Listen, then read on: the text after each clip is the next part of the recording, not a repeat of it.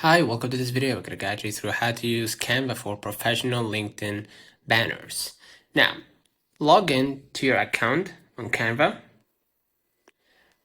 right? Inside, what I'm going to do, I'm going to just search for LinkedIn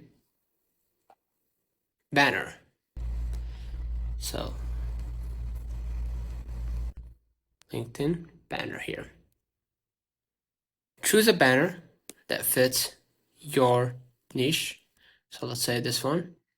So I'm going to just go ahead and click it, right?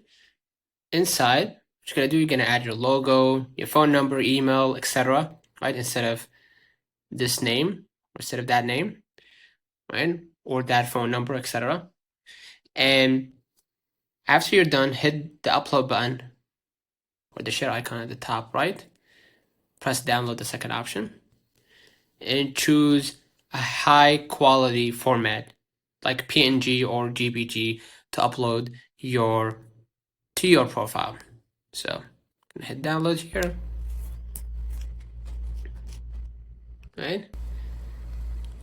Give access, right?